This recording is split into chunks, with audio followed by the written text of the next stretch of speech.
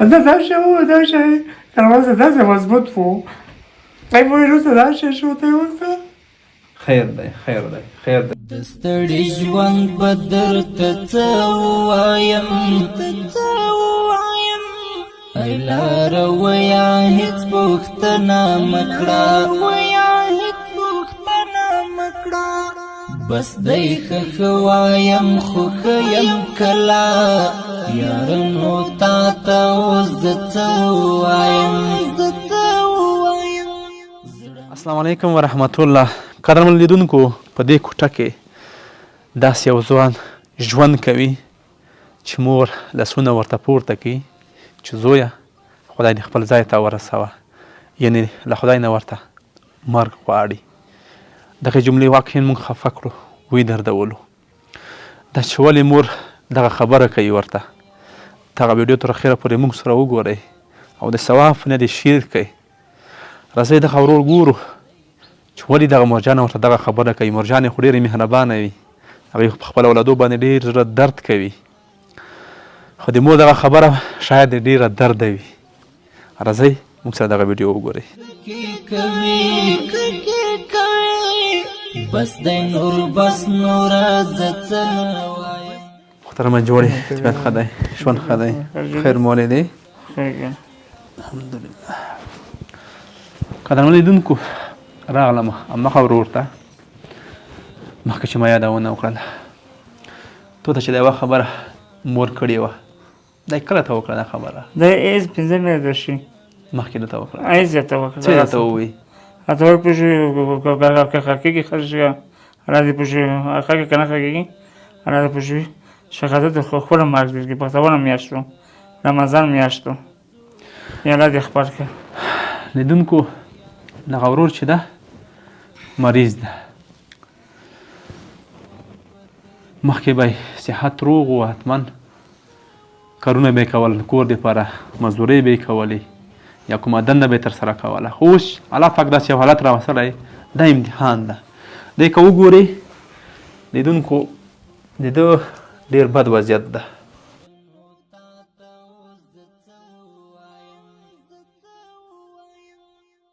ما ورته هم په داسې حال باندې الله کولی شي لکه څنګه چې دغه ورور ده دا همدغسې روغ و همدغسې کار کوو لکه ما او تا چې کوو همدغسې په خپو باندې تلو لکه ما او تا چې تلو نن الله پاک پرې راوستله نن د امتحان ورځ ده په موږ او تاسو باندې ځکه چې دی راته مریض کړی موږ داسې په صحت باندې روغ یو څه غوښتنه لري خلکو نه دا مهال ډېر خلک هسي خلکو نه دا غوښتنه لرم موږ کمک وکړي زه علاج په وکړم وریږي بار باج مې ده خورخونه مې ده یکی ولر مې ده پوه شوې خلکو نه دا غوښتنه لرم پوه شوې که خارج کې وي که په وطن کې وي کمک دې موږ ته ده خپل کمک وکړي دا شی دا شی دروازه داسې مضبوط و دی وایي وروسته دا شی شو ته اوسه خیر دی خیر دی خیر دی دا د الله پاک امتحان دی الله پاک امتحان باید ومنو په هر حال یې باید ومنو بیشتر شکر چکتایم شکر گرفتم اسم شما اسم شما مضبوط رور و د ورور درد هم ډېر سخت وي کله د چا ورور په کټ باندې پروت وي که ته ډېر غټ هم وي داسې به د ورور درد هم نری کړي ځکه د ورور درد خدای دې په چا باندې نه ګوري د ورور درد هم سخت وي الله دې زموږ په وطن باندې یو غیبي رحم وکړي دا یې ورته خپل ورور ته په سلګو شو ورته ویژړل چې زما ورور غټ و اوس داسې شو لسمه ورځ مدونه په خینه کې مدونه چې وړاکه وي پنیم 500 روپۍ چا په زکوته کې ورکړي یوه یې وړې په ځای ته وخې کوله ایسا یې کړو سپینه مه وړاکه وي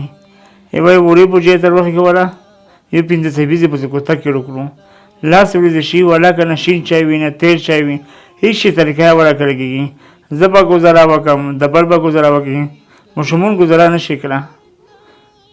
ماشومان بودیا وځي بیزته کوي دي خفه کوي دي کله ورته یایي کله ورته مثال یایي اره کله ور بیا خوان کی کدا سه مثال اره کله ور نه وي تلبیر په هیل دلګي سبب واغو دله زره افغاني نه دي دله زره افغاني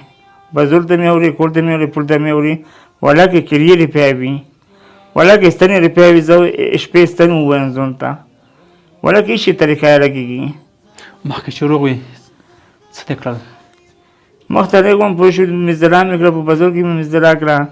دوبۍ کې مې 2.5 کروړه تېر کړي دي. دوبۍ کې مې داسې مې زدرا کړ په 15 کسانو کې زه اول نمبر وم.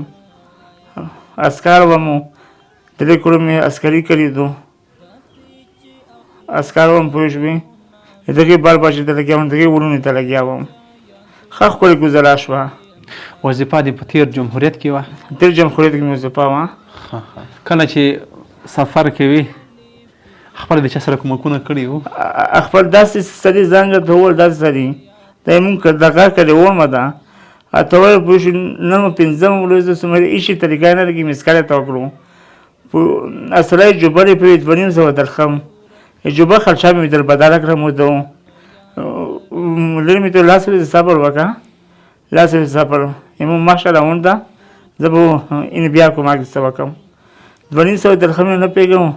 2000 به وي که 6 ځله په وینه وکړي ان وي در بدل کړي. کله دې داسې فکر کړی داسې حالات سبا مخ کېږي؟ وینه خپل داسې ستاسو مې وکړم نن په دار وکړو سبب په تو چې د مریضي په تو چې د مشکل چې د آشه په تو چې خبره په تو چې آشه په تو چې کور کې مو وړه غوړي ورځي چې شته رژې نه فورا ولا یو ولم وي خالي وړه ولم وي لخوزات بعد بایشته لخوزه په جوبه کې 2.5 دي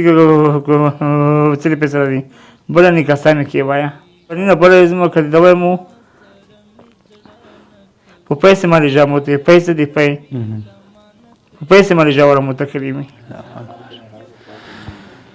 کله لیدونکو زما د خبره تاسو واورېدې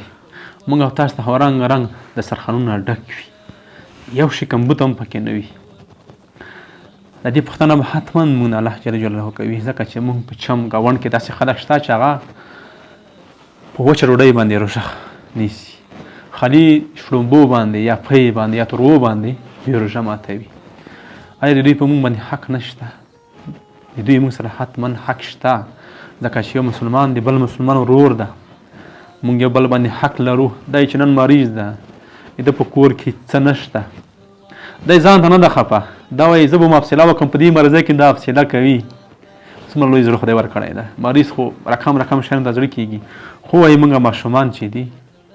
هغه وایي نه درېږي هغه موږ نه ډوډۍ غواړي دا به ډوډۍ د کومه کې ورته په دې مریض حالت کې چې خپله ځان نشي اداره کولی تاسې وګورئ چې د خېټه بیخي دونه پړسېدلې ده چې څومره به خدای په تکلیف دی د باندې مو څومره درد تېرېږي هغه درد خو موږ ته نه وایي چې د باندې تېرېږي خو موږ پوهېږو تاسو موږ ټول پوهېږو چې د باندې به خدای څومره لوی درد وي خو الله پاک دې موږ تاسې ټول د داسې مریضۍ نه وساتي الله پاک دې د شفا ورکړي. بهترین ځای د کومک دپاره همدغه ده د روژې مبارکه میاشته ده چې دغه ورور سره کومک وکړو دغه ورور چې روغ وظیفې کړي دي دوبۍ کې مسافر و مزدورۍ کړي دي نورو سره یې کومکونه کړي دي نن د ده په موږ باندې حق جوړېږي چې موږ سره مرسته او کومک وکړو. یادونه کوم چې د مریضي کینسر ده مریضي ده سرطان مریضي ده نو دا خپرونه په دې هیله پای ته رسوم چې بل ځل راځو د ده سره موږ مرستې وکړو کومکونه یې وکړو تر بلې خپرونې ښې چارې خو درته غواړم درته څه ووایم